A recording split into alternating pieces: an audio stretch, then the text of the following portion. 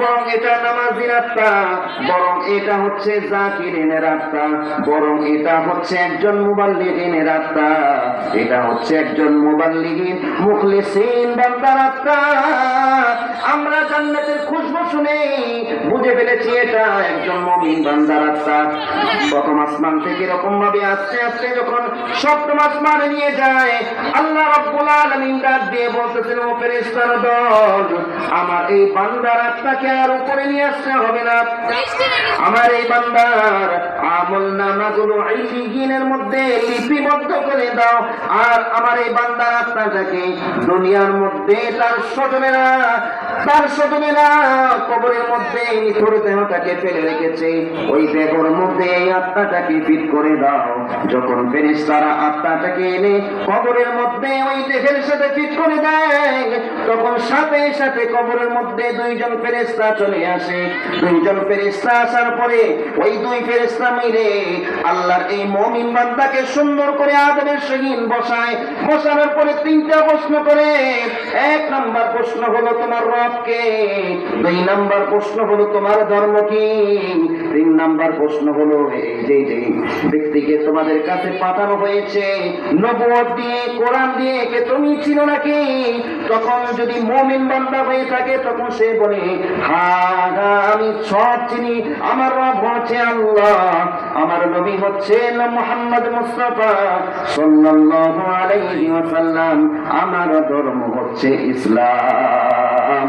যখন ফেরেশতাদের এই উত্তর দিয়ে পেলে ফেরেশতারা জিজ্ঞাসা করলে, ও আল্লাহর গোলাম, তুমি কিভাবে এই উত্তরগুলো জানো, কিভাবে এই উত্তরগুলো তুমি দেখুন দিলা?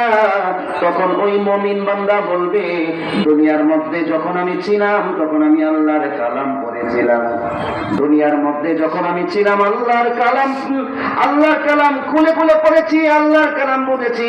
আবার কেউ কেউ বলবে, আমি দুনিয়ার মধ্যে যখন ছিলাম আলেমরা উলামারা যখন কোরআনের কথা বলতো, কোরআনের আলোচনা করতো, কোরআনকে নিয়ে তারা বুঝাইতো সমঝাইতো, সেগুলো শুনতাম, বোঝানোর চেষ্টা করতাম, সেই অনুযায়ী আমল করতাম। যার কারণে আজকে তোমাদের এই তিনটা প্রশ্নের উত্তর আমি দিতে পেরেছি। আল্লাহ রাব্বুল আলামিন ডাক দিয়ে ফেরেশতাদেরকে বলবেন, ও ফেরেশতারা, আমার এই বান্দা যা যা তখন বলেছে সব কিছুই সত্য বলেছে, আমার এই বান্দায় আর কষ্ট দিস না। আমার এই বান্দার জন্য জান্নাত থেকে জান্নাতের বিছানা কবরের মধ্যে বিছিয়ে দাও, আমার এই বান্দার জন্য জান্নাতের পোশাকের ব্যবস্থা করে দাও, আমার এই বান্দার জন্য তার কবরটাকে জান্নাত পর্যন্ত দরওয়াজা খুলে দাও। যখন এই তিনটা কাজ করা হয় তখন ওই মুমিন বান্দা কবরে শুয়ে শুয়ে জান্নাতের নাজ নিয়ামত গুলো দেখতে থাকে। যখন জান্নাতের নাজ নিয়ামত দেখে জান্নাত থেকে হুররা ওই মুমিন বান্দাকে ডাকতে থাকে, লোক দেখাইতে থাকে, লোভনীয় প্রস্তাব দিতে থাকে। আল্লাহ রাব্বুল আলামিন এই মুমিন বান্দাকে ডাক দিয়ে বলেন, ও আমার বান্দা, এখন সময় হয় নাই, তুমি কবরের মধ্যে ঘুমিয়ে যাও। যেমন নাকি বাসর রাতের দুলা, কবরের বাসর রাতে দুলা যেমনি ভাবে ঘুমিয়ে যায়, সকালবেলা তার প্রিয়তমা তাকে ডেকে দেয়, ও আমার বান্দা, দুনিয়ার মধ্যে অনেক কষ্ট করেছো, অনেক মুজাহাদা করেছো, অনেক জেল খেটেছো, জুলুমের শিকার হয়েছো, ধর্ম পালন করতে গিয়ে, ধর্মের কথা শুনতে গিয়ে, কোরআনের পক্ষে থাকতে গিয়ে তোমার অনেক ক্ষতি হয়েছে, অনেক কষ্ট সহ্য করেছো, এখন একটু আরাম করো। ওই বাসর রাতের দুলহার মতো আমি আল্লাহ রাব্বুল আলামিন কিয়ামতের পূর্বে তোমার প্রিয় হয়ে তোমাকে আমি জাগিয়ে দেব। আল্লাহু আকবার। আল্লাহ রাব্বুল আলামিন এই বান্দাকে দুইভাবে ঘোষণা দিয়ে আল্লাহ রাব্বুল আলামিন এই বান্দাকে শুইয়ে দেন। ও মুসলমান, আল্লাহর নবী এই তো মুমিনের কথা বললেন, এবার একজন বেঈমানের কথা বলতেছেন। আল্লাহ রাসূল বলতেছেন, আর যখন একজন পাপিষ্ঠর মৃত্যুর সময় হয়ে যায়, ঘনিয়ে যায়, তখন আসমান থেকে এরকম ভাবে হাজার হাজার অসংখ্য অগণিত ফেরেশতা চলে আসে মুমিন বান্দার আত্মাকে নেওয়ার জন্য। যেরকম ভাবে জান্নাত থেকে কাফনের কাপড় নিয়ে আসছিল, আর তখন ওই ফেরেশতারা জাহান্নাম থেকে সালার চট নিয়ে আসে, এমন দুর্গন্ধ, এমন বিশ্রী সালার পট নিয়ে আসে। মুসলমান খুব ভালো করে শুনবা, ওই ফেরেশতারা এসে ওই ব্যক্তিকে বলতে থাকে, হে পাপিষ্ঠ আত্মা, হে অপবিত্র আত্মা, হে গুনাহগার আত্মা, হে সবরখোর আত্মা, হে গীবতকারী আত্মা, ও বেনামাজি আত্মা, বের হয়ে যা। বের হওয়ার পূর্বে শুনে নে, আল্লাহ তাআলা তোর উপরে নারাজ রয়েছে, আল্লাহ তাআলা তোর উপরে অসন্তুষ্ট রয়েছে। এরকম ভাবে ওই মুমিন বান্দার আত্মাটা দেহ থেকে বের হইতে চায় না, একবার এদিক যায় আর একবার ওদিক যায়। তখন মালাকুল মউত ওই কাফের এবং ওই গুনাহগার পাপিষ্ঠ ব্যক্তির থেকে, তার দেহ থেকে আত্মাটা এমন ভাবে কষ্ট দিয়ে বের করে নিয়ে আসে, যেমনি ভাবে একটা জীবন্ত ছাগলের শরীর থেকে চামড়াকে খোসা হয়, যেমনি ভাবে ছিলানো হয়, ওই পাপিষ্ঠর দেহ থেকে তার আত্মাটাকে এমন ভাবে কষ্ট দিয়ে বের করে নিয়ে আসা হয়। যখন আত্মাটাকে বের করে নিয়ে আসা হয়, ফেরেশতাদের কাছে দেওয়া হয়। ফেরেশতারা ওই যে গন্ধযুক্ত এবং বিশ্রী বাজে দুর্গন্ধওয়ালা সালা নিয়ে আসছিল, চট নিয়ে আসছিল, ওই সালার মধ্যে এরকম ভাবে পেঁচিয়ে আসমানের দিকে নিতে থাকে। ফেরেশতারা, আসমানের ফেরেশতারা বলে, ও ফেরেশতারা দল, এমন পাপিষ্ঠ আত্মা কোথা থেকে নিয়ে আসলা? তখন ওই রহমতের ওই ফেরেশতারা বলে, এটা যে পাপিষ্ঠ আত্মা তোমরা কেমনে বুঝলা? তখন ওই ফেরেশতারা বলে, এই আত্মার থেকে এমন বাজে দুর্গন্ধ বের হইতেছে, ওই দুর্গন্ধের কারণে আমরা বুঝে ফেলেছি এটা একটা পাপিষ্ঠের আত্মা। আল্লাহ রাব্বুল আলামিন আসমান থেকে ডাক দিয়ে বলেন, ও ফেরেশতার দল, এই পাপিষ্ঠ আত্মাকে আসমানে আনার দরকার নাই, আসমানকে নাপাক করার দরকার নাই। ওই যে তার সদরেরা তার দেহটাকে কবরের মধ্যে ফেলে রেখেছে, ওইখানের মধ্যে তার আত্মাটাকে ফিট করে দাও। ওই ফেরেশতারা যখন আত্মাটাকে কবরের মধ্যে ওই নিথর দেওয়ার সাথে ফিট করে দেওয়া হয়, তখন দুইজন ফেরেশতা আসে। আসার পরে ওই পাপিষ্ঠকে বসায় তাকে তিনটা প্রশ্ন করা হয়, তোমার রবকে, তোমার ধর্ম কি, তোমার নবীকে?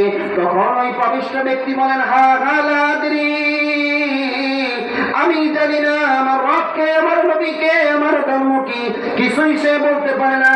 তখন আল্লাহ রাব্বুল আলামিনের ফেরেশতারা ওই পাপিষ্ঠকে বলতে থাকে, আলাম ইয়াতিকুম নাযীর, তোমাকে সতর্ক করার জন্য কি দুনিয়ার মধ্যে আমি কাউকে পাঠাই নাই? তোমার কাছে কি আমি কোরআন পাঠাই নাই? তোমার কাছে কি আমি আলেম ওলামাদেরকে পাঠাই নাই? তখন সে একভাবে বলবে যে না না, কোন আলেম ওলামার কাছ থেকে আমি কিছু শুনি নাই।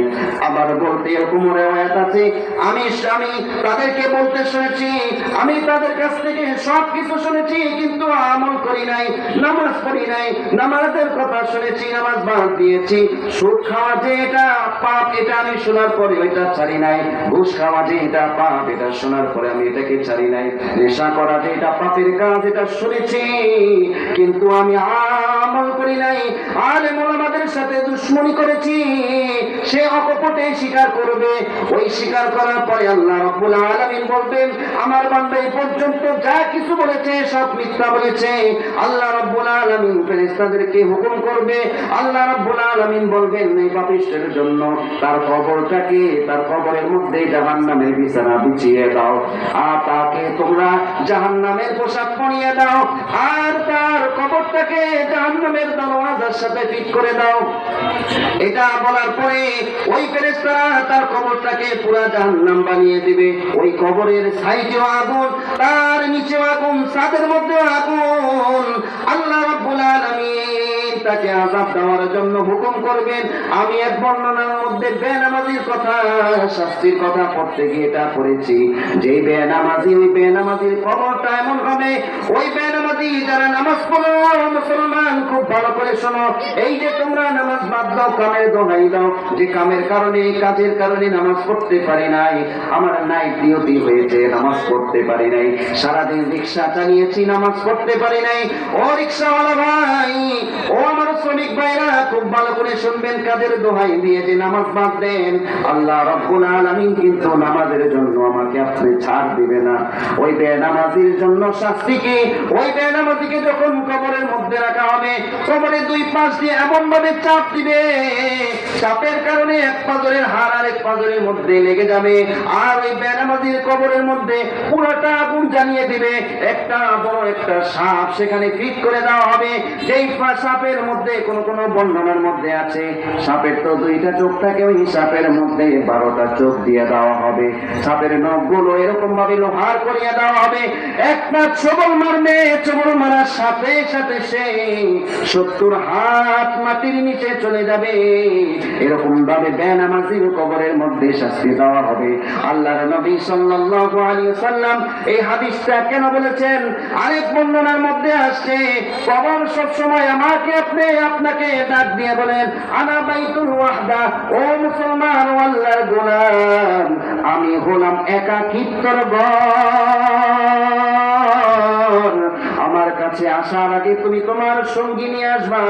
আনা বাইতুল গুরবা, আমি হলাম অন্ধকারের ঘর। আমার কাছে আসার আগে বাতি নিয়ে আসো। আনা বাইতুত তুরাব, আমি হলাম মাটির ঘর। আমার কাছে আসার আগে চিন্তা ভাবনা করে তুমি আসবা। ও মুসলমান, কবরে যে যাব, কবরের সামান আমরা অর্জন করেছি কিনা? আল্লাহ রাব্বুল আলামিন বলেন, কবরের সামান অর্জন করতে হলে আল্লাহ রাব্বুল আলামিন সূরা বনী ইসরাঈলের শেষ আয়াতের মধ্যে বলেন, ইন্নাল্লাযীনা আমানু ওয়া আমিলুস সালিহাতি কানাত লাহুম জান্নাতুল ফিরদাউসি নুজুলা খালিদিনা ফিহা লা ইয়াবগুনা আনহা হিওয়ালা خالدين فيها لا يبغون عنها حولا। কবরে যাওয়ার জন্য দুইটা জিনিস অত্যন্ত জরুরি। একটা হচ্ছে ইন্নাল্লাযীনা আমানু, এক নাম্বার কাজ কি? ঈমান আনো। কি আনা? আস্তে কোন, আওয়াজ হয় নাই। কি আনা? কার উপরে? ঈমান আনা। কার উপরে?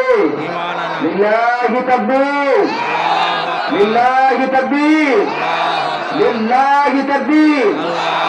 আল কোরআনের আলো, আল হাদিসের আলো। কোরআন হাদিস যেখানে, শয়তান আছে যেখানে, শয়তান আছে যেখানে, আল্লাহ আছে যেখানে। নারায়ে তাকবীর, নারায়ে তাকবীর, নারায়ে তাকবীর। ঘুম গেছে? গেছেনি ঘুম? কি কোন রে, ঘুম গেছে? জোরে বলবেন না মিয়া, জোশ না হলে কি কথা আসে? আলহামদুলিল্লাহ। কষ্ট দিতেছি না? অনেক কষ্ট হইতেছেন। তাহলে কবরে যাওয়ার জন্য সামান কয়টা? কয়টা? এক নাম্বার ঈমান আনা। এক নাম্বার কি? ঈমান আনবো কয়টা জিনিসের উপরে? এটা আমরা একটু ছোটবেলা করছি। আমানতু বিল্লাহি ওয়া মালাইকাতিহি ওয়া কুতুবিহি ওয়া রুসুলিহি ওয়াল ইয়াউমিল আখির ওয়াল কদরি খায়রিহি ওয়া শাররিহি মিনাল্লাহি তাআলা ওয়াল বা'সি বা'দাল মাউত। ঈমানে মুজমাল, ঈমানে মুফাসসালের মধ্যে আমরা পড়েছি। আমি যদি জিজ্ঞাসা করি, বলেন তো